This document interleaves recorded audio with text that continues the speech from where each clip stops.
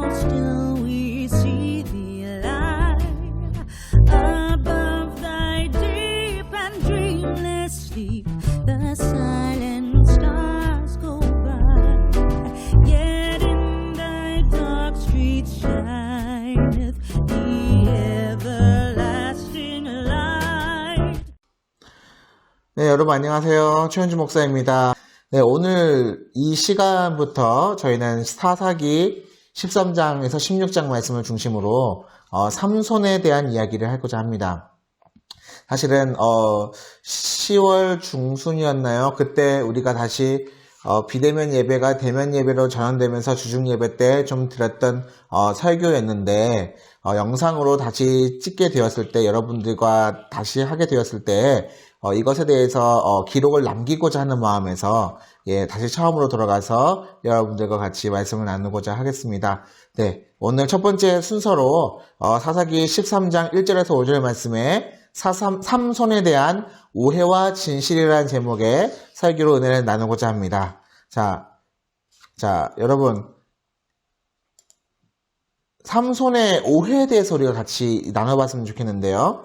여러분들은 삼손에 대해서 무엇이 떠오르십니까? 무엇보다도 평범하지 않은 괴력, 즉 힘을 떠올리게 됩니다. 예로부터 우리는 강한 힘에 대한 두려움을 느끼기도 하지만 동시에 존경과 사랑하는 마음도 갖게 됩니다.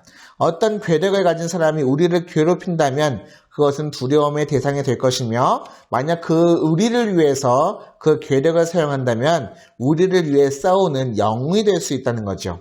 요즘에도 마찬가지죠. 어른아이 할 것 없이 좋아하는 마블에는 헐크가 있고요, DC 코믹스에는 슈퍼맨이 있지 않습니까? 그 두 인물뿐만 아니라 우리의 영웅, 우리를 구원할 영웅의 그런 이미지는 무시무시한 힘으로 우리를 위해서 악당들을 물리치고 지구를 지키죠.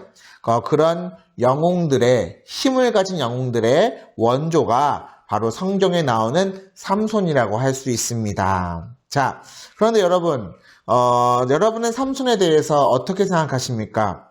우리의 고정관념 중에 왠지 힘이 센 사람은 머리가 그렇게 똑똑하지 않은 것 같아 보입니다.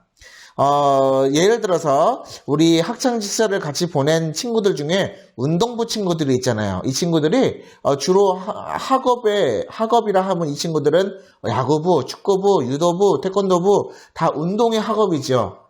예, 공부는 학업의 아주 일부분이었기 때문에 이 친구들을 우리가 일컬어서 속으로 운동바보라고도 일컬었습니다.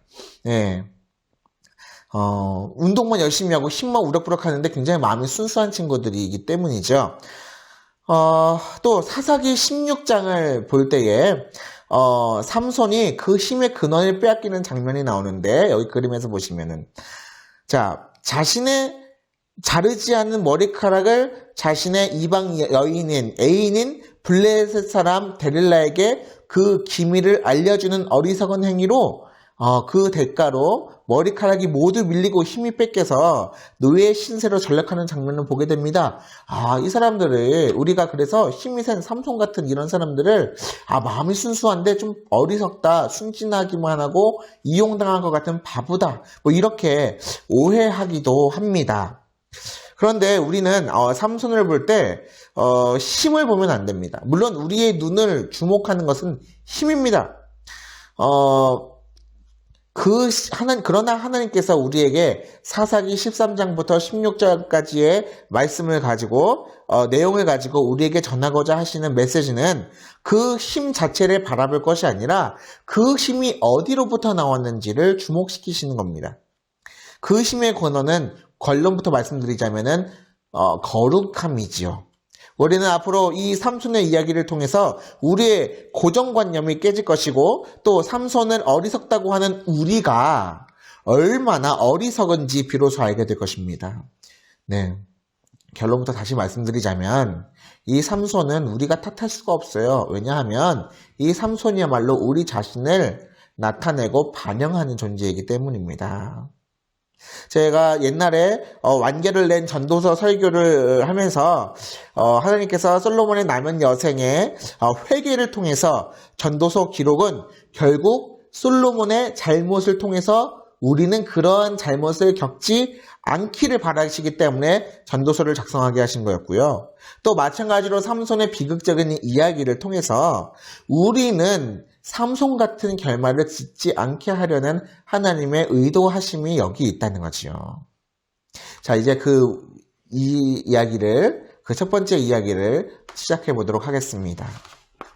자, 이 이야기에 들어가기 앞서서 먼저 삼손 이야기가 기록된 성경 사사기에 대해서 간단히 짚고 넘어가고자 합니다.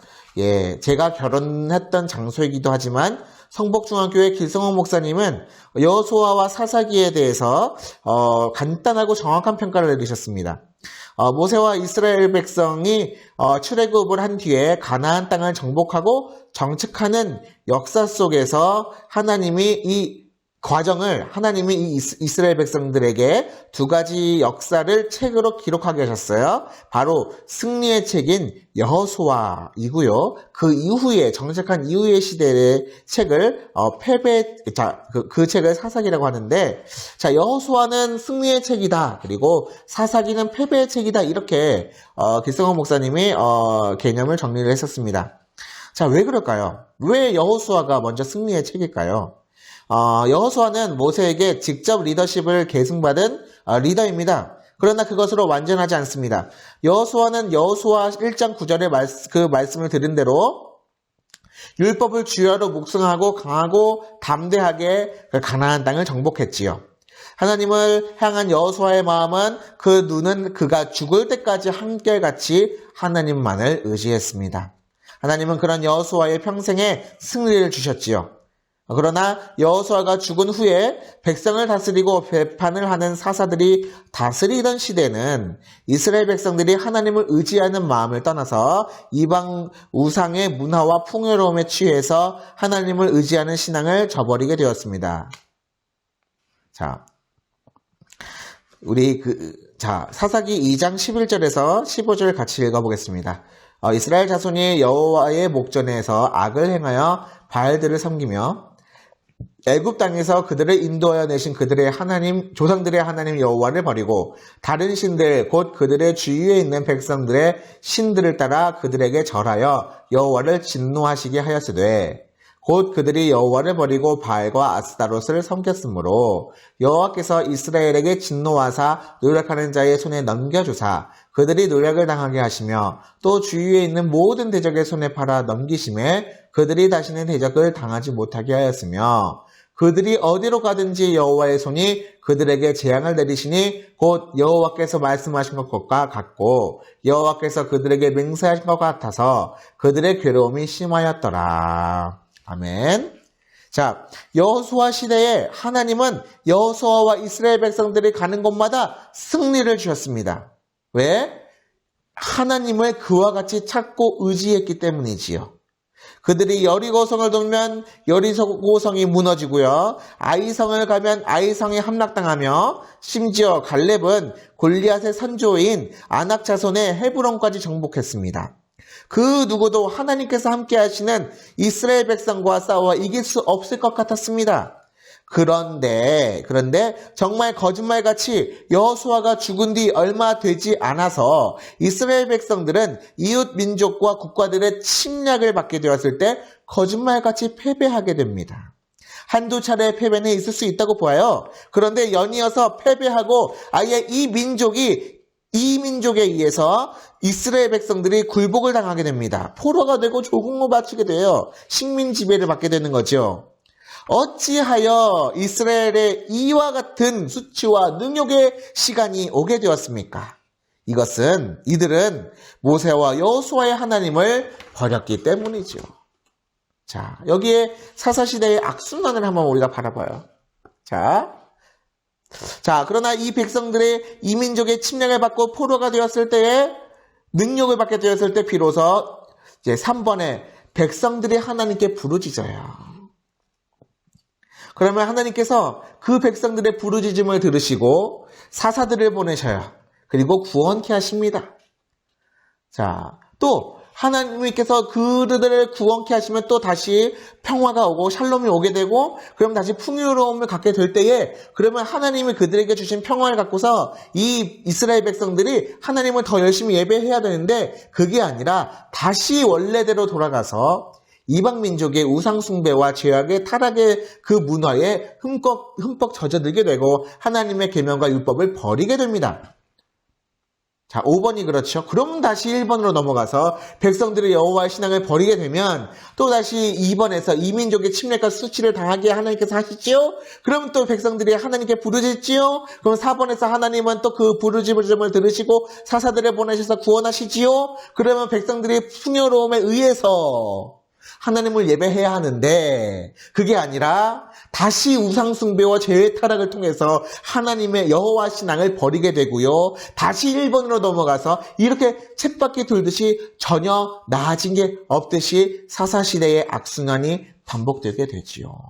자, 역대 유명한 사사들이 총 12명의 사사들이 있었는데요. 그 중에 유명한 사사들을 보게 된다면 여선지자 드보라가 있지요. 또 기드온의 300용사로 유명한 기드온이 있고요. 또 입다 장군도 있을 수가 있지요. 그리고 마지막에 삼손 마지막 사사로서 우리가 다루게 될 주인공이 여기 있습니다.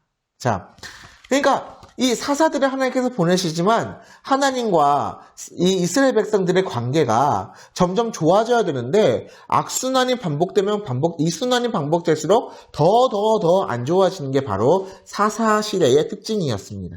그래서 패배가 조금 패배하다가 좀 더 많이 패배하고 좀 더 패배하게 되고 나중에는 정말 답이 없을 정도의 승리라는 것은 역사책에서 전설 속에 등장하는 것 같은 그런 민족으로 전락하게 버리게 된 것입니다. 자, 이런 과정 속에서 삼손 사사가 등장하게 된 것이지요. 자, 두 번째, 우리 여자의 불임의 이유에 대해서 다시 한번 살펴보겠습니다. 먼저 사사기 13장 1절을 읽어보겠습니다. 이스라엘 자손이 다시 여호와의 목전에 악을 행하였으므로 여호와께서 그들을 40년 동안 블레셋 사람의 손에 넘겨주시니라. 아멘. 자, 여기서 먼저 이 여자의 불임에 대해서 나오기 전에 블레셋 사람에 대해서 블레셋이란 나라가 나오게 되죠. 자, 여기 앞에 이스라엘 자손이 파란색 글씨로 뭐라 써있습니까? 다시, again, 다시. 한두 차례가 아니라는 거예요. 여기 앞에 보시면 이 순환이 몇 번, 12번, 거의 11번까지 반복이 됐다는 얘기죠. 예. 다시. 예, 이 얘기입니다. 12번째라는 거예요. 예, 여호와의 목전에 악을 행하였으므로 다시 첫 번째로 돌아갔으므로 하나님께서 그들을 몇 년 동안 40년 동안 어느 나라의 블레셋 사람의 손에 넘겨주시니라. 자, 여기서 우리가 블레셋이라는 이 이름을 많이 듣게 되지만 사실 짜잔하고 성경에 딱 등장하게 된 것은 이때가 처음으로 보입니다. 자, 블레셋의 특징은 첫째, 우리가 무엇보다 블레셋을 우리가 기억하는 이유는 다윗이 쓰러뜨린 골리앗의 조국이었기 때문이죠.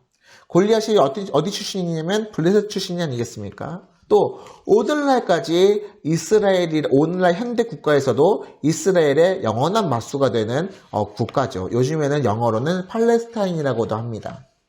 자, 이 나라의 당시의 특징으로서는 세 번째 해양 민족이라는 거죠.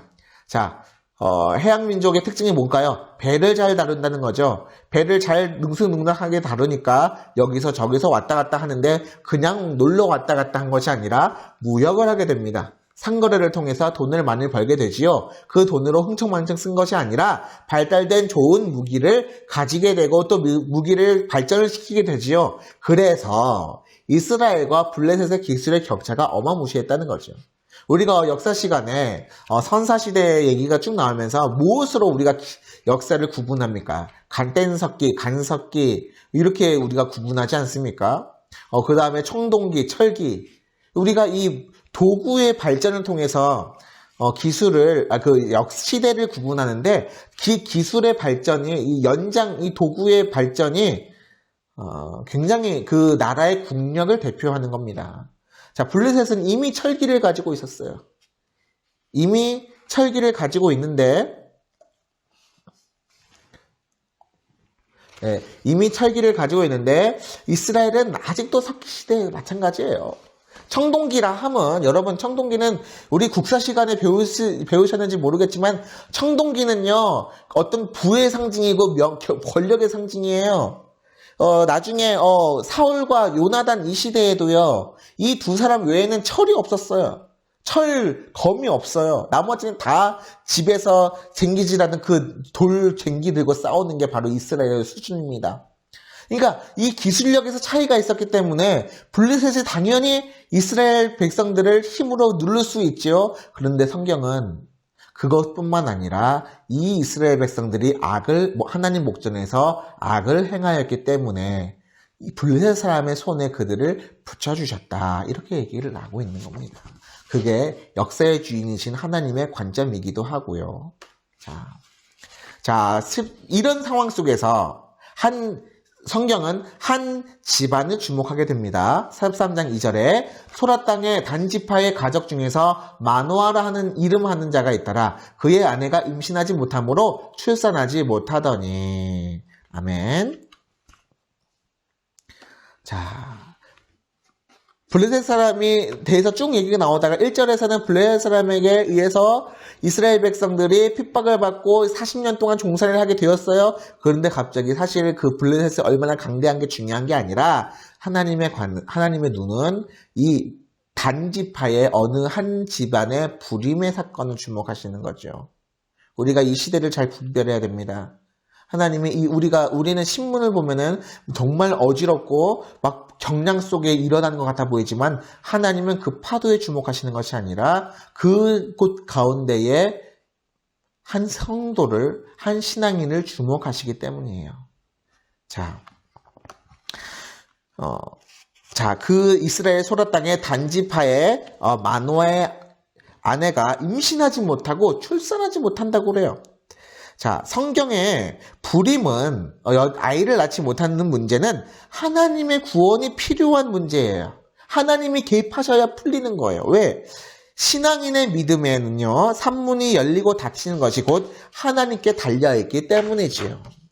그래서 여인이 오랫동안 해산하지 못하는 것은요, 하나님께 어떤 죄를 지었기 때문이다. 혹은 하나님께서 어쨌든 죄를 짓던가 아니면 어떤 응답을 주시기 위해서 기다리게 하시던가 대기하게 하시던가 아무튼 하나님 문제를 갖고 계신 그 해답을 갖고 계신 하늘을 쳐다보지 않으면은 구하지 않으면 풀리지 않는 그런 문제인 거예요. 그래서 한나의 기도를 우리가 잠깐 주목을 해보자고 합니다. 한나가 브릿나에게 충동을 당하죠. 사무엘상의 본문에 나오는 한나예요. 브릿나에게서 충동을 당하여 괴로운 마음에 하나님께 토로해요, 자신이. 그래서 성전에 올라가면서 자연스럽게 무엇을 보게 되냐면 홈리와 비느하스를 악행을 목격하게 되지요. 그리고 그것을 쭉 보면서 올라가면서 맨 처음에는 자신의 괴로움을 막 토로했을 거예요. 그런데 나중에 기도의 이 본질적인 내용이 바뀝니다. 맨 처음에는 하나님 우리가 이거 좀 하게 해주세요. 하나님 왜 아이를 도대체 내가 하나님께 뭘 잘못했습니까? 내가 하나님께 무엇이 부족했습니까? 우리 남편이 잘못했나요? 뭐가 잘못했나요? 아니면 분인나 말한 것처럼 내가 덕이 없어서 그랬을까요? 옛날에 여자들에게요, 특히 우리나라도 그랬지만 아이를 낳지 못한다는 건 칠거지약 중에 으뜸이라고 하지 않았습니까? 아이를 낳지 못하는 것이 그 원인은 여자가 덕이 없어서라. 물론 남존 여비의 여자의 그 인권이 굉장히 존중받지 못할 때에 옛날의 사상에 의한 것이지만 그런 걸 갖고서 막 꼬치꼬치 분인나가 캐물었을 때 한나가 그렇게 배웠으니까 자기가 마음이 괴로워서 할 수 없어 하나님께 토로하러 간 거잖아요. 그런데 이 기도가 바뀐다는 거예요. 사무엘상 2장 11절에 서원하여 이르되 만군의 여호와여 만일 주의 여종의 고통을 돌보시고 나를 기억하사 주의 여종을 잊지 아니하시고 주의 여종에게 아들을 주시면 내가 그의 평생에 그를 여호와께 드리고 삭도를 그의 머리에 대지 아니하겠나이다. 아멘. 그러니까 3번에 보면 이스라엘의 문제 해결을 위해서 자신의 상한 심령을 하나님께 바치지요. 원래는 자신의 문제를 해결하려고 올라왔어요. 이 아이를 낳지 못함이 자신의 문제라 생각했기 때문에 그런데 보니까 내 문제보다 뭐가 보여요? 홈리와 비느하스의 악행을 목격하게 되면서 하나님께서 품으신 그 괴로움을 같이 느끼게 되는 거예요. 그러면서 그에 대한 해답으로 자신의 입에서 하나님께서 원하시는 그 기도가 나오는 거죠. 내가 그 평생에 그를 여호와께 드리고. 왜? 원래는 누가 있어야 돼요? 그 자리에 하나님의 자녀로서의 누가 존재해야 돼요? 엘리가 그렇게 해야 되고요. 또 홈리와 비느하스가 하나님의 자녀로서 대제사장으로서 이스라엘의 모든 신앙을 이끌고 가야 되는데 그들이 오히려 하나님께 왕령되이 악행을 저질렀기 때문에 하나님은 아이를 잃어버린 거나 마찬가지죠. 그래서 한나의 마음에 엄마의 마음으로 내가 그 아이를 드리겠습니다. 하나님께서 빼앗긴 그 이스라엘은 내가 낳아드리겠습니다. 내가 회복시켜드리겠습니다. 이겁니다. 이 해석이요. 제 해석이 아니라 총신대학교 김은기 교수님의 구약학 역사서 때 제가 배웠던 그 해석입니다. 예. 어쨌든 그랬습니다. 자, 고롱고로 한나의 불임을 통해서 우리가 마노아의 아내가 불임을 겪은 것에 대해서도 분명히 하나님의 어떤 뜻이 있을 거다라는 것이 이미 우리는 주목하게 될 수 있을 것 같아요. 자, 그런데 더 나아가서 마노아는 한나보다 더 큰 일을 경험하게 되죠.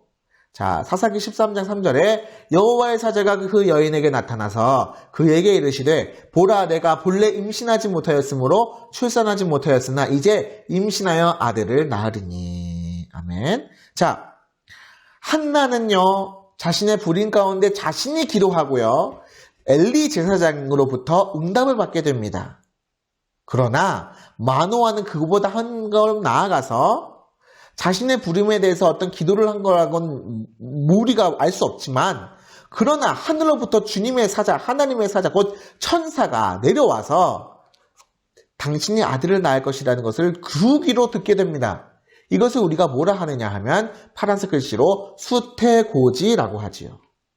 수태고지라 함은 성경에서 천사가 직접 그 아들을 낳을 것이다 라는 것을 알려주는 고지라 하면 고지서잖아요. 우리도 사실 정부로부터 어떤 세금을 납부할 것에 대해서 고지서가 날라오지 않습니까? 사대보험이라든가 무슨 세 이런 것들 벌금도 고지하지 않습니까? 그런데 그 정부로부터 받는 고지 말고 하나님의 사자가 직접 우리에게 고지한다고 생각해 보세요. 무슨 고지? 수태. 임신할 것을 고지한다는 거잖아요. 근데 그 임신할 그 아이가 도대체 그냥 아이가 아니라는 거죠. 성경에 수태고지 사례가 있어요. 사라에게 이삭이 나올 것임을 수태고지한 사례가 있고요. 마노아의 아내에게 삼손이 나올 것을 수태고지한 것도 있고요. 마리아에게 예수 그리스도가 태어날 것임을 수태고지한 것도 있습니다. 그리고 여기 제가 까먹고 쓰지 않았지만 세례 요한의 것도 마찬가지죠. 예. 자, 그런데 우리가 수태고지를 보면은 굉장히 특별한 것임을 우리가 알 수가 있지요. 자, 그런데 삼손의 이 태어남은 단순히 수태고지로만은 우리가 그걸로만 이해할 것이 아니에요. 수태고지를 하는 이유가 있어요. 삼손이 아이가 태어날 것인데, 이 아이는 나신으로 태어날 것이다. 나기 전부터 이미 하나님께 바쳐진 제물로서의 삶을 살 것임을 택하심을 받았다라고 고지가 된 겁니다. 나실인의 고지인 거죠. 나실인이라 함은 특별히 하나님께 성별된 자예요. 저 밑에 보시면 제물된 사람이에요. 이렇게 구약에서 우리가 레위기를 통해서 보시게 되겠지만 영소를, 양을, 황소를 잡아서 근데 그 제물을 잡아서 점과 흠이 없는 온전한 제물을 잡아서 하나님께 드릴 때에 하나님께서 그것을 흠행하시고 하늘로부터 내려온 불을 제사장에 놓아서 하나님께서 받으셨다 이렇게 하잖아요. 이와 마찬가지로 삼손의 삶이 이 염소에, 이 받쳐진 염소에, 황소에, 비둘기에 이런 삶을 살게 되는 거죠. 나신이는 곧 제물된 삶이에요. 그래서 여기 보시면은 그림에 이게 뭐냐면 모리아산에서 아브라함이 이삭을 번제단에서 제물로 삼으려 하잖아요. 똑같은 거예요. 소를 잡아서 각을 뜨고 피를 뽑는 것처럼 이 아들을 독자 이삭을 바치라 하는 각을 떠서 하나님께 태워서 올리라는 거거든요. 그것이 사람의 생각으로는 이해할 수 없지만 그대로 순종하기 때문에 믿음의 조상이라 칭함을 받기에 부족함이 없는 거고요. 그리고 그와 같이 삼손의 삶도 온전하고 거룩했어야 된다는 것이 바로 이 수태고지의 내용이었던 겁니다. 자, 나시린의 특징을 조금 우리가 살펴보고자 한다면 첫째, 자신의 몸을 구별해야 된다는 거죠. 구별이라 하면 남자와 여자가 구별된 것처럼 일반적인 사람과 나시린은 구별되어야 된다는 거예요. 둘째, 어떻게 구별하느냐? 첫째, 포도나무의 소산을 먹지 말고 독주를 금할 것.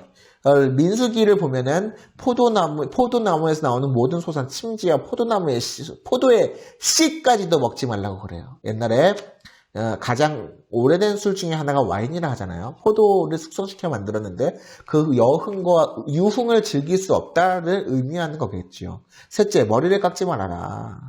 누가 봐도 저 사람은 나시린이다 보일 수 있도록 눈으로 이목으로 구별됨을 표현해야 된다. 이런 의미겠죠. 넷째, 시체를 가까이 하여 몸을 더럽히지 말 것.